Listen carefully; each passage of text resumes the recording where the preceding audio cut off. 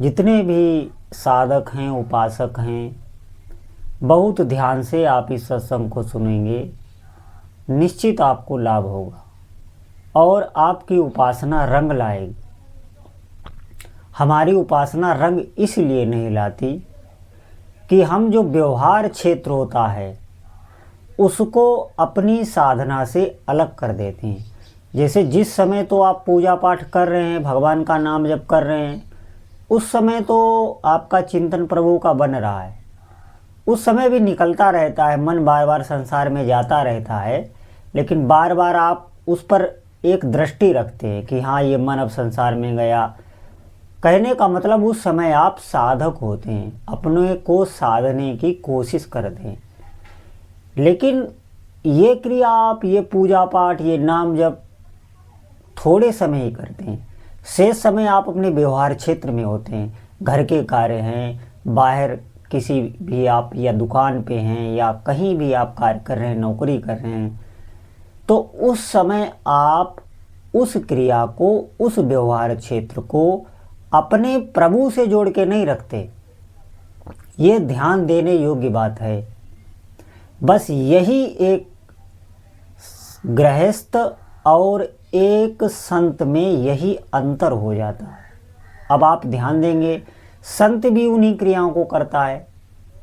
ठाकुर जी के लिए भोग बनाना, झाड़ू लगाना, सब सेवा करना, बर्तन मनिया करना, सब सुबह से शाम तक वो सेवा करता रहता है। लेकिन उसके भीतर ये दृढ़ भाव होता है कि मैं अपने प्रभु के लिए ये कर रहा हूँ, क्योंकि उन्हीं के लिए वो भोग बनाता है, उन्हीं के लिए वो सारी सेवाएं करता है। तो रोज ये क्रियाएं करने पर उसके भीतर ये दृढ़ भाव बैठ जाता है, अपने लिए नहीं, सारी क्रियाएं प्रभु के लिए। तो उसका पूरा का पूरा समय प्रभु के चरणों में समर्पित हो जाता है और जो विरक्त होता है, उसके जो उपास्य देव हैं, वो उसके साथ लीलाएं करते हैं, उसे अनुभव देते हैं और जनाते हैं, हाँ ये जितनी भी क्रियाएं आप कर रहे हैं इनको मैं ग्रहण कर रहा हूँ। लेकिन वहीं आप लोगों से ये भूल हो जाती है कि आप व्यवहार क्षेत्र में हैं। मान लीजिए आप किसी दुकान पे कार्य कर रहे हैं, अपनी दुकान है, अब वहाँ पे आपसे जो भी टकरा रहा है, जो भी आपका ग्राहक आ रहा है या कोई भी आ रहा है, जो भी आप क्रिया कर रहे हैं, अनुकूलता में हो, प्रतिकूलता में हो, रोज व्यवहार में आप उतरते हैं, सभी में आपको अपने उपास्य देव को ही जोड़ के रखना है। हर एक क्रिया को उनसे जोड़ के रखना है कि ये मैं कार्य क्यों कर रहा हूँ, इस कार्य का उद्देश्य क्या है, हमें प्रभु को प्रसन्न करना है, ये कार्य मैं अपने घर परिवार के लिए कर रहा हूँ, अपने नाते रिश्तेदार, अपने सगे संबंधी, अपने व्यवहारी, अपने मित्रों के लिए, सबको सुख पहुँचाने के लिए ही तो आप धन उपार्जित कर रहे हैं। तो आप देखें कि इनको मैं सुख देने के लिए ही ये धन इकट्ठा कर रहा हूँ और इनको जब मैं सुख दूंगा तो हमारे प्रभु प्रसन्न होंगे। ऐसे आपको विचार बनाना होगा और ऐसे एक ही जगह पे नहीं, दुकान पे ही नहीं, आप नौकरी कर रहे हैं वहाँ पे भी आपको विचार बनाना होगा। अपनी प्रत्येक क्रियाओं को अपने उपास्य देव से जोड़ के रखना होगा। तो पूरी की पूरी दिनचर्या आप जो भी करते हैं, पूरी की पूरी दिनचर्या में आप देखेंगे कि आप अपने प्रभु को भूलते नहीं। तो फिर जो आपके इष्ट देव हैं, आपके उपास्य देव कोई भी हों, वो आपको अनुभव कराने लगेंगे, जिस क्षेत्र में भी आप हो। हम क्या करते हैं कि जिस समय हम भगवान की आराधना कर रहे हैं, उस समय तो हम उनमें तन्मय होने की, उनके नाम में, उनके मंत्र में पूरी कोशिश करते हैं।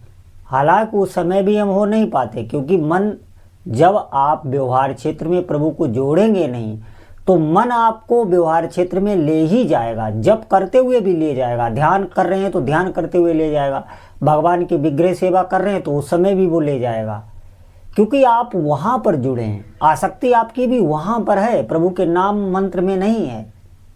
तो बार बार वो निकल जाता है, उपासना करते समय भी निकल जाता है। क्यों निकल जाता है? क्योंकि वहाँ पर आपने प्रभु को नहीं जोड़ा। मैं बता रहा हूँ, आप अपनी हर एक चेष्टा को कोई भी चेष्टा, आप 2 कदम तक चले हैं, उन 2 कदम तक को अगर आप अपने उपास्य देव से जोड़ते हैं तो निश्चित मानिए आप 24 घंटे अपने प्रभु के स्मरण में रहेंगे, ध्यान में रहेंगे। और फिर जब आप उनके नाम जप के लिए बैठेंगे, उनका ध्यान करने के लिए बैठेंगे, उनकी सेवा करने के लिए बैठेंगे, तो आप देखेंगे कि आपका मन एकाग्र होने लगा है, तल्लीन होने लगा है, एक विशेष शांति की अनुभव। क्योंकि हमें भजन का स्वाद नहीं मिलता तभी आनंद की अनुभूति नहीं होती। भजन का स्वाद मिलने का मतलब है जब हम नाम में, मंत्र में, भगवान की छवि में, उनकी सेवा में जब हम डूबने लगते हैं तो प्रभु का जो वैभव है, जो रस है, वो हमें प्राप्त होने लगता है। हम एकाग्र कहाँ हो पाते हैं। और सबसे बड़ी भूल यही होती है कि व्यवहार क्षेत्र में कोई भी आपके देखो अनुकूलता प्रतिकूलता ऐसा कोई भी नहीं है, चाहे वो साधु हो चाहे वो गृहस्थ हो, ये अनुकूलता प्रतिकूलता सबके आगे आती ही हैं। लेकिन वो जोड़ के प्रभु से अपनी हर क्रियाओं को रखता है तो प्रतिकूलता में भी प्रभु से दर्शन देते हैं, प्रतिकूलता में प्रभु से जनाते हैं हाँ ये क्रिया, ये अनुकूलता, ये प्रतिकूलता आपके साथ किस लिए हो रही है। ऐसा नहीं है काल्पनिक है, ये साक्षात उसे अनुभव होता है, इसीलिए वो आनंदित रहता है।